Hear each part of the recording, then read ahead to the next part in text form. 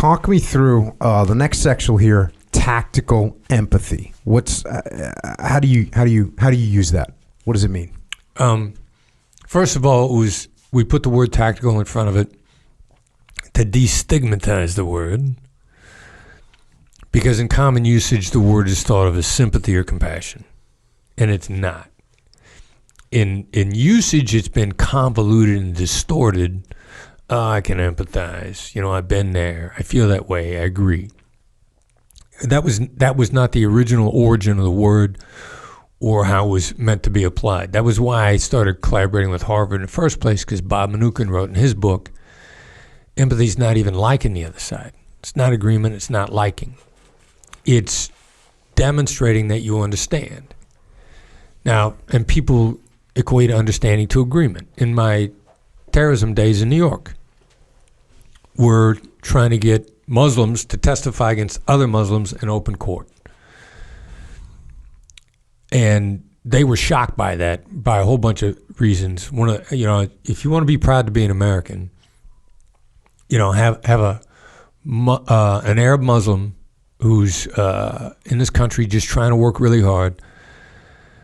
They said to us after the trial, when you told us ahead of time this was about the truth, we thought you were kidding.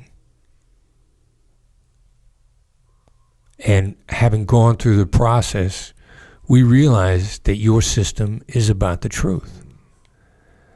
And so how do we get those Muslims to come in and testify honestly? I would sit down with them and I'd say, right off the bat, you think for the last 200 years there's been a succession of American governments that have all been anti-Islamic? And they would go, yeah. Now, that's empathy. I never said it was true. I didn't say I agreed. I didn't say I disagree. I took no position whatsoever on that statement. I say, you think this. And I'd nail it on the head. And none of it is that hard when you really realize, you know where the other side's coming from. You're just scared to say it. Like I'd say it to these guys and you just watch them be shocked and then dialed in with me, having said what was in the back of their mind. That's all it is. And that is a similar thing to labeling.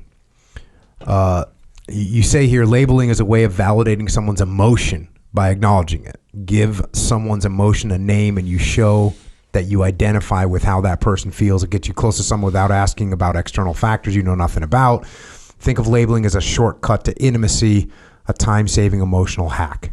So this is similar to, this is what you think about a certain subject, which now I'm reading back to you. Hey, you think that the past 200 years has been anti-Islamic governments. This would be, it seems like you're angry about the way the Islamic world's been treated. Yeah, that'd be a great start. A good start. Like some of this stuff is ridiculous too, and especially talking about politicians. Like I'm surprised more politicians don't get this.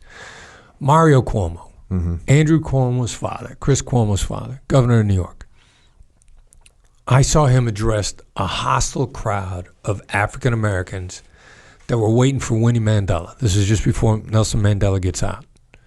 Winnie Mandela is doing a world tour. They're keeping the pressure on the South African government, make sure they let him go.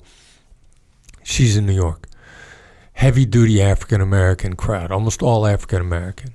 Mario Cuomo isn't just not African-American, he's Italian, which in New York is a much different dynamic. At the time, a couple of black guys had been chased out of an Italian neighborhood into traffic and had gotten killed by getting hit by cars. Tensions with the Italians are very high. Cuomo steps up into a crowd that is just short of throwing rocks at him before he said a word. He starts out and he starts going, you see a world that doesn't take your skin color into account. You see a world that doesn't give you a chance because of where you came from and how they perceive you. And he just started laying out thing after thing after thing after thing that they were in fact feeling and thinking, not agreeing with any of it. I guarantee you before he stepped out on the stage, he probably said to one of his aides, said, watch me turn this crowd around. They start cheering him inside of about 5 minutes. Before he's finished with them, they loved him. Like they were so in favor because he dialed into them and what they were thinking and feeling, and he wasn't afraid to say it. And to this day, I'm shocked that more politicians don't do that. Because it's not agreement. He takes no position on it whatsoever. This is what you see. Yeah. Yeah, it lets that person understand that you understand at a minimum, which is what we're looking for. You say here, as you try and insert tools of tactical empathy into your daily life, I encourage you to think of them as extensions of natural human interactions not artificial conversational tics. In any interaction, it pleases us to feel that the other side is listening and acknowledging our situation. Whether you are negotiating a business deal or simply chatting to a person at the supermarket, butcher counter, creating empathetic relationship and encouraging your counterpart to expand on their situation is a basis of healthy interaction. Now, this is something I say to people a lot. I say, hey, listen, you can't pretend to do this stuff. You're not Robert De Niro and you're not Meryl Streep. So don't pretend to be curious about them. Don't pretend. Just really feel that way. Yeah. You need to say, hey, I really want to learn I really want to understand what you're thinking here. Because if you're trying to act, you're going to fail. Most people are going to fail when they're trying to act. Right. And I always say intent has a smell. So if you come in there and you're just trying to butter me up with some little conversation, I'm going to smell it. Most people are going to smell that. I know the reason I know that is because when I was a young SEAL, I was the youngest and most junior guy in my first 2 SEAL platoons. So when, the boss would come in, we whatever bullshit he was throwing, we'd see right through it. Like, okay, I see what's really going on here. Intent's going to have a smell. So it should be earnest. All this stuff should be earnest. You go on to say some key points here. Imagine yourself in your counterpart's situation. The beauty of empathy is that it doesn't demand that you agree with the other person's ideas. You may well find them crazy, but by acknowledging the other person's situations, you immediately convey that you're listening. And once they know you are listening, they may tell you something you can use. So boom. The reasons why a counterpart will not make an agreement with you are often more powerful than why they will make a deal. So focus first on clearing the barriers to agreement. Denying barriers or negative influences gives them credence. Get them into the open. What do you mean by that? Which part? You and I are talking, and what barriers are you looking at? What barriers? Sometimes you're saying barriers. The reason I'm not going to agree to a deal isn't because I can't find common ground. It's just that there's these barriers that I have that are worse. Right. So first of all, there's kind of 3 different things there, and I'm gonna try to drive the stake through the heart of common ground to start with. And this is my theory on common ground. First of all, the strongest common ground is usually ethnicity or geography, and geography is more powerful than ethnicity. Like if you and I grew up in the same neighborhood, and I don't know what all combination of ethnic groups you are, because like if you were in New York, you'd be one of 5, and I wouldn't know which one it is. He's talking to Echo Charles right now, by the way. Yeah. So, but if we grew up in the same neighborhood, like you and I'd resonate. Yeah. Now, if you and I had the exact same ethnicity, and you grew up in New York City, and I grew up in Mississippi, we're gonna I don't know what this dude is talking about. There's gonna be some resonance, but geography is stronger. Now, then common ground also. Why do I want to have common ground with you? So you understand me. So we share core values. You understand where I'm coming from.